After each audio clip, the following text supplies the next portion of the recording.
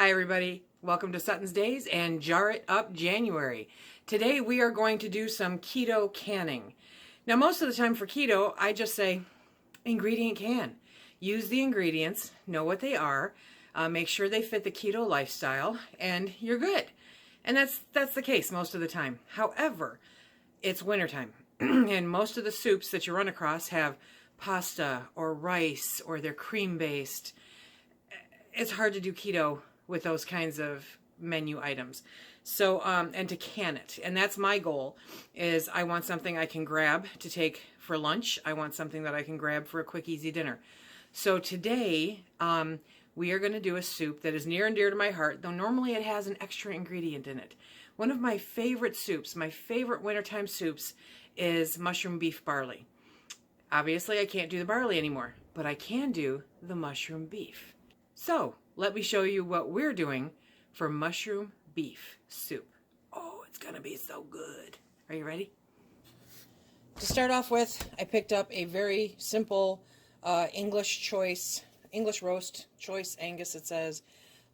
It was marked marked, oh, that's what it is, $2.99 a pound. And it's 1.79 pounds. I think I got it on sale though. Anyway, so I've got this nice little roast, and it only cost me $5.35. The mushrooms cost me more than the roast did. I picked up 3 8-ounce containers of the diced button mushrooms. We're going to be using those. First, I'm going to cut up the roast, and I'm going to pull out my scale, so I'm not going to drag you around for this one, but my goal is to put 3 to 4 ounces per jar of the roast. I'll see how much of that I can actually pull off. So I have it set for ounces, and now I'm going to zero out the weight of the paper plate. Whoop, I did that wrong. Wrong button. Okay. I'm going to put that on there. We're going to zero it out so it doesn't count the weight of the plate. Okay, and then we're going to start chunking up some of the beef. And I'm going to make these a little bit smaller than I normally would, and I also do not trim it. Okay, so we're going to go there.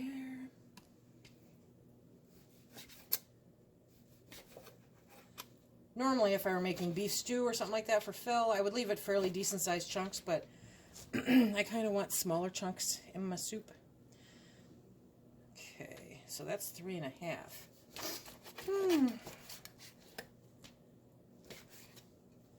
And really?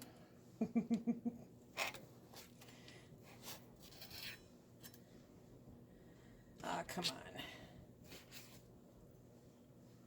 Okay, close enough for government work. So that's 4 ounces. That's what I'm going to aim for each jar.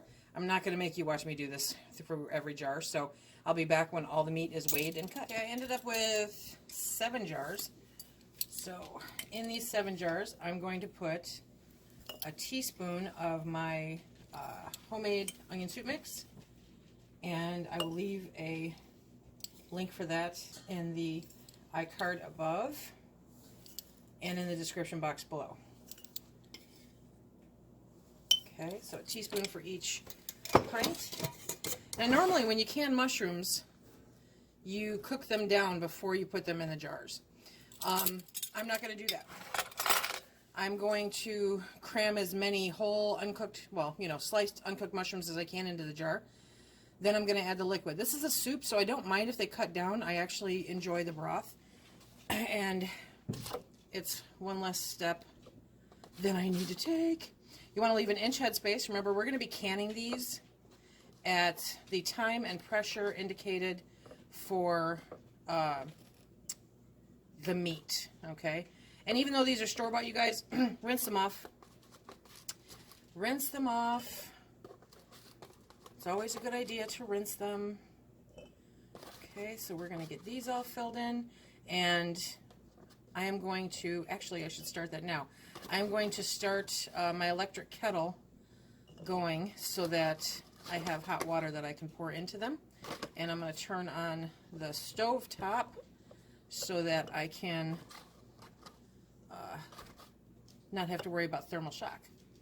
Okay, I filled these with some nice hot water from the kettle. And now I'm going to go through and debubble them. Now, if you wanted to make this even better, more keto, then you can chop up pieces of kale or spinach and put those in there also. That one may have to be relocated. Okay. Flying shrooms. And I got you wiggling all over the place. Hang on just one sec here. I love this tripod most days. Okay. So we want to get in, be sure to get in there. Push that all around. Make sure there's no air bubbles. Okay. Do this one a little bit more.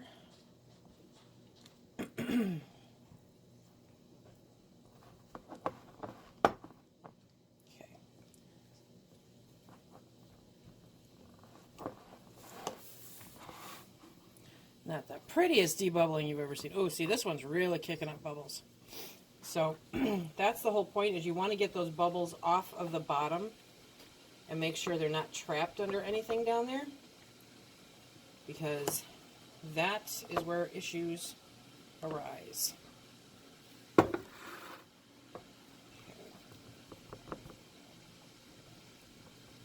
And every now and then you see I'm accidentally yanking out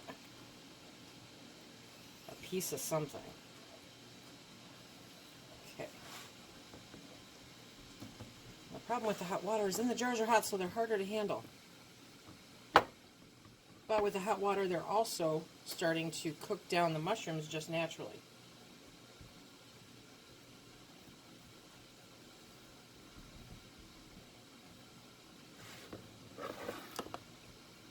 Ooh, that one's much looser. I can relocate that shroom right there, or at least break it in half. There we go. Okay, that's better. I can add a little more water to that one. Push down. Good stuff.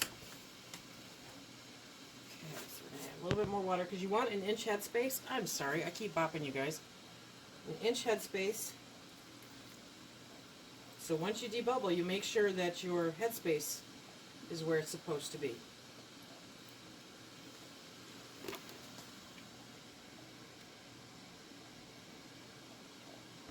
Okay.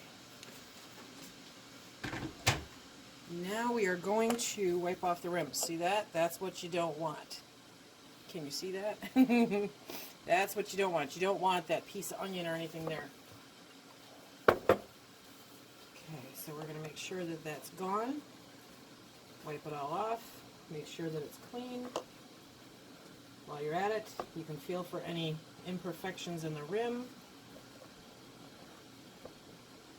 Vinegar always works best.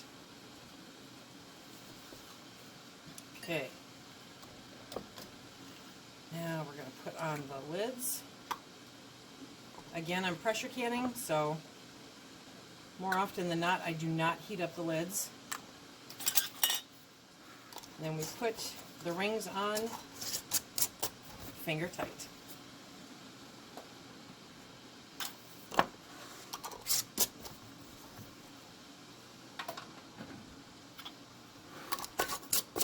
Okay. This is going to be some amazing soup. I'm going to be warm at work for lunchtime. See, I want to make sure you see how full these look right now, because the mushrooms will cook down when they're pressure canned, especially because they're going to be in there for the same amount of time as the meat. Now in my case here, it is a pint is 75 minutes. A pint is 75 minutes. So I'm going to get this venting and go from there. So the pressure canner has depressurized on its own. And I let it sit for a couple minutes, and now I'm going to pull out the jars.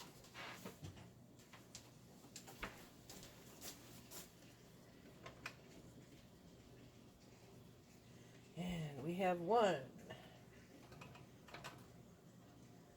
and 2, 3. It's always good to let it sit for a minute after the canner load is done, but don't let it sit for too long. You don't want it to completely cool off in there.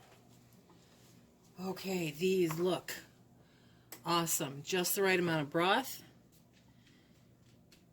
meat, mushrooms. This is going to be good stuff for lunch and totally keto friendly. Now you'll see the discoloration on the outside of the jar. That's the hard water. It comes off completely with a little vinegar. That's the sound we were looking for. So I did the math on this while it was canning, and the net carbs for each jar is 2. I mean, where can you beat that? You've got a great hot lunch on a cold winter day for 2 net carbs. Perfectly keto friendly. And if you want to have a little fun with it, you can put it into a bowl when you heat it up and sprinkle just a tiny bit of cheese on it. Tiny bit. Or mix in some spinach or some kale. You can do that after the fact too. Okay, so this is Jar It Up January, my canning keto mushroom and beef soup. I hope that you enjoy it. I hope it gives you a couple ideas. Remember, if you like what we do here, please hit that like, subscribe, and share. Check us out on Instagram, Facebook, and Twitter. Be sure to check out Paul tomorrow with Jar It Up January. And until next time, be safe.